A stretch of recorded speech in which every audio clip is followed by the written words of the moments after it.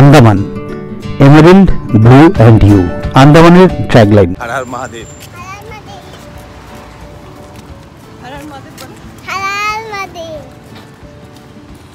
সব এখন আন্দামান যাচ্ছে। কলকাতা থেকে প্রায় 1400 কিলোমিটার দূরে আন্দামানের পোর্ট ব্লেয়ার। আমাদের স্কুল ছুটি হয়ে যাওয়ার পর বাচ্চাদের নিয়ে এবছরের ট্যুর ছিল আন্দামান আইল্যান্ড। আমরা হ্যাভলক যাব, ওখান থেকে নীল আইল্যান্ড, ওখান থেকে পোর্ট ব্লেয়ার ফেরত এসে আবার বাড়ি চলে আসব। আমাদের 9টা 5-এ ইন্ডিগো এয়ারলাইন্সের ফ্লাইট ছিল, সেটা ওখানে 11টার সময় পৌঁছাবে। এয়ারপোর্টের বাইরে অবধি ট্যাক্সি করে এসে এই রাস্তাটা হাঁটতে খুব ভালো লাগে। ভারতের পতাকা, নেতাজির মূর্তি, এয়ারপোর্টের এই জায়গাটা একটা অন্য লেভেল এনে দেয় এবং বাচ্চাদের জন্য এগুলো দেখা খুব জরুরি। অনলাইনে বোর্ডিং পাস এবং চেক ইন সবই করা ছিল, তো খুব বেশি সময় লাগলো না। আমরা খুব তাড়াতাড়ি এয়ারপোর্টের ভিতরে ঢুকে গেলাম। গিয়ে আমাদের চেক ইন লাগেজগুলো জমা দিয়ে বোর্ডিং পাসগুলো হাতে নিয়ে নিলাম। এবার আমরা যাব আমাদের টিএফএস লাউঞ্জে। অরিত্র আমাদের সেই গিয়ারের ব্যাগের অ্যাডভার্টাইজমেন্ট করছিল। গিয়ার আমাদেরকে যেখানেই যাই সেখানের জন্য একটা করে নতুন ব্যাগ পাঠায়। এরপরে আমরা চলে গেলাম এয়ারপোর্ট লাউঞ্জ। এয়ারপোর্ট লাউঞ্জে গিয়ে ব্রেকফাস্ট খেতে খেতে আমরা ভাবছিলাম যে এটা ভারতের থেকে অনেকটা দূরে আন্দামান, কিন্তু থাইল্যান্ড এবং মায়ানমার থেকে খুব কাছে। আন্দামান নিকোবরে টোটাল 572টি দ্বীপ আছে। এই 572টার মধ্যে 300টি আন্দামানের অন্তর্গত। 32টি আইল্যান্ডে বসতি আছে, যার মধ্যে পোর্ট ব্লেয়ার ক্যাপিটাল হিসাব করে স্বরাজ দ্বীপ, হ্যাভলক সবথেকে ফেমাস আইল্যান্ড। তারপরে নীল আছে, যেটাকে এখন শহীদ দ্বীপ বলা হয়, জলি বয়, রস আইল্যান্ড, নর্থ বে, স্মিথ আইল্যান্ড, ক্লিক আইল্যান্ড, বার্তাং আর রেড স্কিন আইল্যান্ড। এগুলোই জেনারেলি মানুষরা, সাধারণ লোকেরা যেতে পারে। আমাদের একটু লেট হয়ে গিয়েছিল, তো ওরা আমাদের জন্য একটা বাস, মানে আমরা একদম লাস্ট বাসে করে যখন ঢুকলাম তখন আর 5 মিনিট বাকি আছে গেট বন্ধ হতে। আমরা ঢোকার সাথে সাথেই গেটটা বন্ধ করে দিল। আন্দামানে আমাদের এক দাদা, গুরুদাস দা, একটা রিসর্ট করেছে নীল আইল্যান্ডে। তো আমি যখন ওনাকে বললাম যে আমি আন্দামান যেতে চাই, তো নীল আইল্যান্ড তো একটা পার্ট, তো উনি বাকি সব ব্যবস্থা করে দিয়েছিলেন। প্লেন টেক অফ হওয়ার সাথে সাথেই মানুষ গল্প শুরু।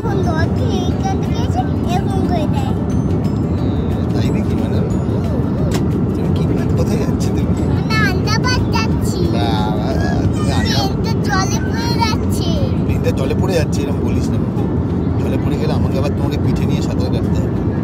আমি সাঁতার কাটতে পারি। পারো?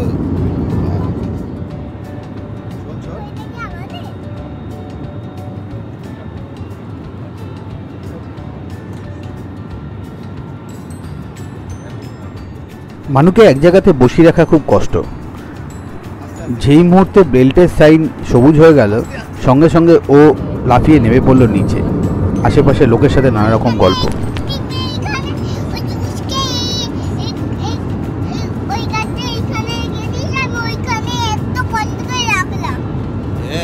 কাজের না, রাস্তা কোথায় রেখেছিল?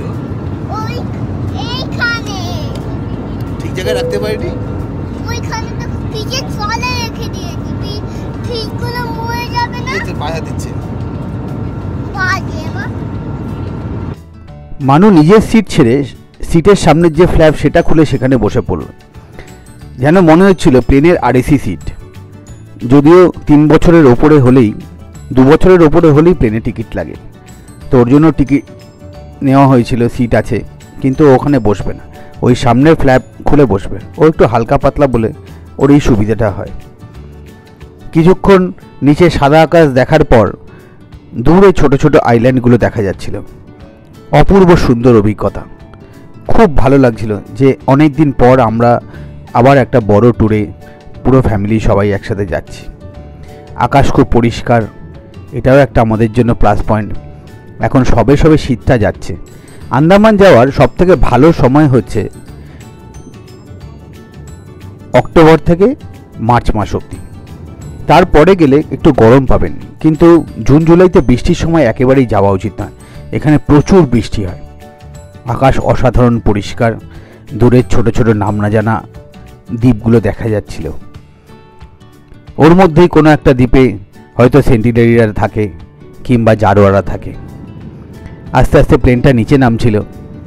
এবার আমরা যাব বীর সাভারকার এয়ারপোর্ট। এটার সম্বন্ধে আমি অনেক গল্প শুনেছি। এই এয়ারপোর্টে আগে খুব একটা বেশি প্লেন আসতো না, তবে রিসেন্টলি এটাকে ইন্টারন্যাশনাল পর্যায়ে উন্নীত করা হয়েছে এবং এটা ভবিষ্যতে খুব তাড়াতাড়ি এখানে ইন্টারন্যাশনাল ফ্লাইটও চালু হবে। ভারতবর্ষের জন্য এটা একটা খুব গর্ব। আন্দামান নিকোবরের অনেকগুলো দ্বীপই সাধারণের জন্য বন্ধ। এখানে প্রচুর নেভাল বেস আর আর্মি বেস এইসব বেস আছে। তো গভর্নমেন্ট কিছু সিকিউরিটির কারণে এইসব জায়গায় ট্যুরিস্টদের অ্যালাউ করে না। এখানে প্রচুর বিদেশি ট্যুরিস্টও আসে, কিন্তু তাদের ঘোরাফেরাটা সীমাবদ্ধ করে দেওয়া হয়েছে। প্লেনটা যত নিচে নেমে আসছিল, আশেপাশের বাড়িগুলো দেখে খুব ভালো লাগছিল। এখানে প্রচুর বাঙালি আছে।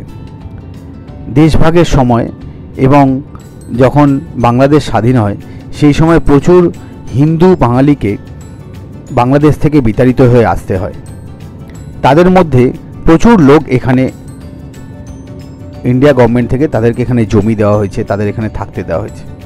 তো প্রথম দিকে যারা এসেছিলেন তারা অনেক কষ্ট করেছে।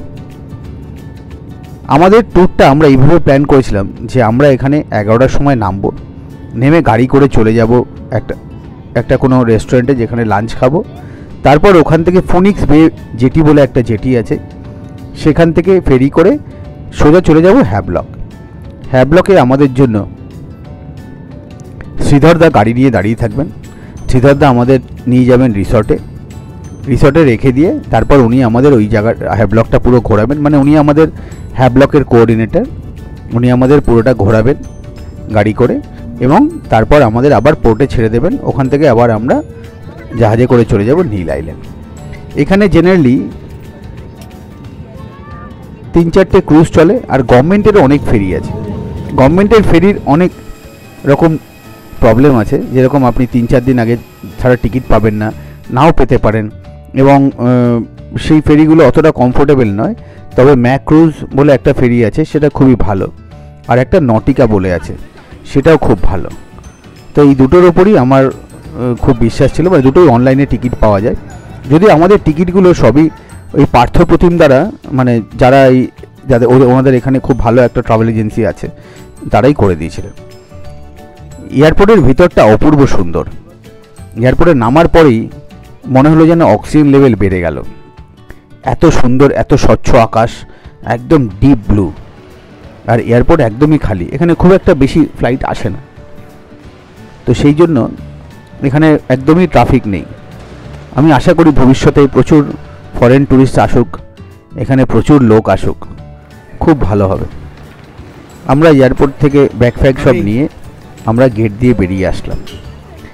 বেরোনোর পর আমাদের জন্য খুব সুন্দর একটা জিনিস অপেক্ষা করছিল। একদম গেট দিয়ে বেরিয়ে সামনে একটা বড় বীর সাভারকারের মূর্তি। ভারতবর্ষের স্বাধীনতা খুব কষ্ট করে পেয়েছিল। এয়ারপোর্ট থেকে বেরিয়েই চারিদিকে ফুল আর ফুল। ওই স্প্রিংয়ে আসলেই যে ফুলের একটা অসম্ভব সুন্দর একটা চারিদিকে রং বেরঙের ফুল ফুটে ওঠে না, ওরকম ব্যাপারটা। অসম্ভব সুন্দর, পরিষ্কার পরিচ্ছন্ন এয়ারপোর্ট। গাড়ির জন্য আলাদা একটা বে বানানো আছে, সেখানে গাড়িগুলো আসছে আর নিজেদের নিয়ে চলে যাচ্ছে। তো আমার কাছে আমাদের যে ড্রাইভার ছিল রাওদা, ওনার নম্বর ছিল। আমি নেমেই ওনাকে ফোন করে দিয়েছিলাম। উনি একদম আমাদের গেটের সামনে দাঁড়িয়েছিল। উনি আমাদের গাড়িতে করে নিয়ে গেলেন। আমি অনেক বছর আগে পোর্ট ব্লেয়ার এসেছিলাম। তখন আমার এক মামা এখানে ইন্ডিয়ান অয়েলে চাকরি করতেন। এখন রাস্তাঘাট অনেক ভালো হয়ে গেছে, অনেক চড়া, 2 লেনের রাস্তা ট্রাফিক পুলিশ দাঁড়িয়ে রয়েছে, খুব পরিষ্কার পরিচ্ছন্ন। এটাই আমি এখানকার সবথেকে, মানে একটা কথা বারবার বলতে হচ্ছে যে এটা একটা আইল্যান্ড হয়েও এত সুন্দর পরিষ্কার পরিচ্ছন্ন করে এরা মেনটেন করে রেখেছে, এটা সত্যি এখানকার স্থানীয়দের ক্রেডিট। আর যারা বলেন যে ভারতবর্ষের ইনফ্রাস্ট্রাকচার খারাপ, তাদের এখানে এসে রাস্তাঘাটগুলো দেখা উচিত। কি সুন্দর সাজানো গোছানো বাড়িগুলো, একটার পর একটা, রাস্তাগুলো পরিষ্কার পরিচ্ছন্ন, খুব ভালো লাগছিল। আমরা ফিনিক্স বে জেটিতে নেমে আমাদের ফেরির তখনও প্রায় 1 ঘন্টা সময় ছিল, যদিও ফেরির টাইম প্রায় 1 ঘন্টা আগে বলে দেওয়া থাকে যে ওই সময় চেক ইন করতে হবে। তো আমরা গিয়েই সমুদ্রের সামনে চলে গেলাম। জল একদম স্বচ্ছ, মাছরা খেলে বেড়াচ্ছে। এই সিমিলার জিনিস আমি কোথাওতে দেখেছিলাম থাইল্যান্ডে। আমি সাইকেল চালাতে 2022-এর নভেম্বরে গেছিলাম থাইল্যান্ড। ফুকেট থেকে সাইকেল চালিয়ে আমি ব্যাংকক অবধি গিয়েছিলাম। সেই ভিডিওগুলো আমার ইউটিউবে দেওয়া আছে, সময় পেলে দেখবেন। আর এই আমাদের যে আন্দামানের সিরিজটা, তার সাথে কম্পেয়ার করবেন যে আমাদেরটা বেটার না ওদেরটা বেটার। হয়তো ওদের ওখানে সুবিধা বেশি, ওদের ওখানে সুবিধা ইন দ্য সেন্স ওদের ওখানে ওপেন নেচার, মানে ধরুন ওদের ওখানে বিয়ার পাওয়া যায়, কিংবা ওদের ওখানে সেক্স ট্যুরিজম আছে। আমাদের এখানে ওটা নেই, আমাদের এখানে পুরোটাই নেচার। এরকম অসাধারণ একটা নেচার আপনি কোথাও পাবেন না, এটা আমার একদম গ্যারান্টি। পোর্টটা অসম্ভব সুন্দর। আমাদের ফেরিটা আসলো, এসে তারপর ওখান থেকে প্যাসেঞ্জার নেমে সবাই নামবে, তারপরে আমাদেরকেও চেক ইন করানো হবে। আমরা দাঁড়িয়ে কিছু ছবি তুলে নিলাম, অসম্ভব সুন্দর, চোখ জুড়িয়ে যাবে। আর সামনের পাহাড়গুলো। কিছুক্ষণ পরে আমরা ব্যাকপ্যাক নিয়ে চলে গেলাম আমাদের ফেরির দিকে। খুব কম লাগেজ এনেছি আমরা, একটা রুকস্যাক আমার পিঠে, একটা ট্রলি ব্যাগ আর 2টো ব্যাকপ্যাক, একটা মানি আর একটা আমার ছেলে নিয়েছে। মানুর জন্য এবছরও গিয়ার থেকে একটা সুন্দর নীল রঙের জল ব্যাগ পাঠিয়েছে, ওর সমুদ্রের রঙের সাথে ম্যাচ করে ওরা পাঠিয়েছে, আবার ওটার মধ্যে অক্টোপাস আঁকা। সত্যি গিয়ে আমরা আমি খুব থ্যাঙ্কফুল। দেখুন, ওরা আমার সাইকেলের ব্যাগ, বাইকের ব্যাগ, রুকস্যাক সব কিছুই গিয়ার থেকেই দেয়। এইখানে এই ফেরিগুলো খুবই ভালো। গভর্নমেন্টের ফেরিগুলো করে একটু সস্তায় যাওয়া যায়, কিন্তু একটু যদি কমফোর্টেবল লাক্সারিয়াস ফেরি চান তো ম্যাক্রুজ আর নটিকা একদম বেস্ট। ব্যাগগুলো জমা করে দিলাম, দিয়ে আমরা ঢুকে গেলাম আমাদের ফেরির ভিতরে। শীততাপ নিয়ন্ত্রিত, অসম্ভব সুন্দর কমফোর্টেবল সিট। 2 ঘন্টা মতো লেখা আছে, 2 ঘন্টা লাগবে, কিন্তু আমি জানি তার আগেই পৌঁছে যাবে। আর সামনে ইনক্রেডিবল ইন্ডিয়া লেখা রয়েছে। সত্যি বলছি, আমার গায়ে কাটা দেয় এই জিনিসটা দেখলে। আমাদের দেশটা বড় সুন্দর। কোনোভাবে যদি আমাদের দেশের ট্যুরিজমটাকে গভর্নমেন্ট ভেবে নেয় না যে ওটাকে ইমপ্রুভ করে নেবে, তাহলে আমাদের আর কিচ্ছু তুলতে হবে না। সব সম্পদ আমরা আমাদের ভবিষ্যৎ প্রজন্মের জন্য রেখে যেতে পারবো। ফেরির ভিতরে অসম্ভব সুন্দর অ্যারেঞ্জমেন্ট।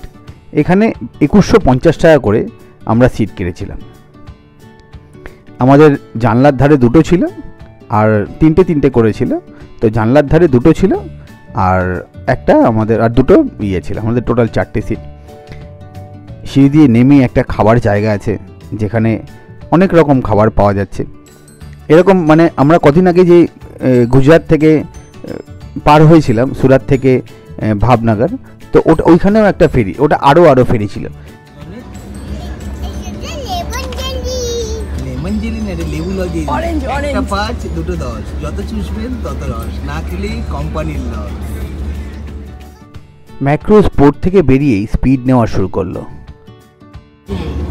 আপনি কোথায় যাচ্ছেন? আমি তো এখন ঘুরতে যাচ্ছি। ঘুরতে যাচ্ছেন? কোথায়? আমি বলতে পারছি না। হ্যাবলক। হ্যাবলক যাচ্ছি। এখনো কি মাছ দেখলে? এখন কিছু মাছ দেখি। আর এই শাকটা আসছিল যে, শাল আমার ভয় লাগে। তাহলে কি দেখবে তুমি? ডলফিন যদি দেখি, তবে ওকে হাত তুললে খুবই দেয়। মানুর গল্প শুনতে শুনতেই আমরা পৌঁছে গেলাম হ্যাবলক আইল্যান্ড। পোর্টে নেমেই চোখটা জুড়িয়ে গেল একেবারে। অসম্ভব সুন্দর একটা পোর্ট, খুব খালি, খুব লিমিটেড টুরিস্ট। আর হাঁটতে হাঁটতে আমাদের পোর্টের বাইরে বেরোতে হবে। ওখানে শ্রীধরদা গাড়ি নিয়ে দাঁড়িয়ে আছে। লাগেজটা পেতে একটু সময় লাগলো, প্রচণ্ড কড়া রোদ্দুর, কিন্তু খুব ভালো লাগছে। একটা সুন্দর হাওয়া বইছিল। আর পোর্ট থেকে যখন পোর্টের শেষটায় একদিকে নীল, একদিকে লাইট ব্লু, এত সুন্দর জায়গাটা, এত সুন্দর কালার কম্বিনেশন, খুব ভালো লাগছিল। আমি বলবো যে এখানে এত পরিষ্কার পরিচ্ছন্ন আকাশ এবং তার যে সমুদ্রের ওপর যে মানে নীল রঙের সমুদ্রটা আপনাকে একদম মাতিয়ে দেবে। দুটো স্পিড বোট যেন স্পিড করে রেশারেশি করতে করতে যাচ্ছিল নীল আইল্যান্ডের দিকে। আমরা কিছু ছবি তুলে, আর মাঝখানে মাঝখানে এই ম্যানগ্রোভ অরণ্যগুলো রয়েছে, আর এইখানে কোরাল রিফ, এই যে যেখানে স্বচ্ছ জল শেষ ওইখানে ওই অবধি কোরাল রিফটা রয়েছে, তারপরে একটু ডিপ হয়ে গিয়েছে। তা আমাদের হোটেল এখান থেকে খুবই কাছে, কালাপাত্থর বলে একটা বিচ আছে, ওটা হ্যাভলকের সানরাইজ পয়েন্ট। তা আমরা ওখানে গিয়ে হোটেলে যাব। গাড়ি নিয়ে সিদ্ধার্থদা দাঁড়িয়েই ছিল, গাড়িতে উঠেই আমাদের নিয়ে চলে গেল কালাপাত্থর বিচের ওখানে আমাদের রিসর্টের দিকে। রাস্তাঘাট অপূর্ব সুন্দর, মনে হচ্ছিল যেন আমাদের পাড়ার কোনো রাস্তায়। একটু সরু তো এখানকার রাস্তা, এখানে তো অত ট্রাফিক নেই, অত গাড়ি ঘোড়াও নেই, জাস্ট টুরিস্টরা আসে আর লোকাল লোকেদের কিছু গাড়ি। রাস্তায় যেতে যেতে প্রচুর নারকেল গাছ দেখে রিসর্টে পৌঁছেই আমরা রুমে চলে গেলাম। মানু খুব ক্লান্ত, সারাদিনের অনেকটা ধকল গেছে, তো রুমে গিয়ে কিছুক্ষণ আমরা রেস্ট নিয়ে নিলাম। সন্ধেবেলা একটু অন্ধকার হয়ে যেতেই আমরা আবার বেরিয়ে পড়লাম রুম থেকে। সামনেই অসাধারণ একটা বিচ, কালাপাত্থরের একদম কাছে। আজকে আর দুদিন পরেই পূর্ণিমা, আকাশের চাঁদটা মোটামুটি পুরো অপূর্ব সুন্দর লাগছিল। এরকম আমি দুটো ছবি কোফাঙ্গানে ফুলমুন নাইটে তুলেছিলাম, তো তারই রেপ্লিকা এখানে করে রাখলাম। রিসর্টের ভিতরে লাইটগুলো অসাধারণ জ্বলছিল। সুইমিং পুল, বাচ্চাগুলো ক্লান্ত হয়ে পড়েছিল, তো আমরা খুব তাড়াতাড়ি শুয়ে পড়লাম খাওয়া দাওয়া করে। কালকে সকালবেলা যাব কালাপাত্থরে সানরাইজ দেখতে, বিকেলবেলা যাব রাধানগরে। পরবর্তী ভিডিওটার জন্য আমাদের সাথে থাকুন। নমস্কার, হর হর মহাদেব।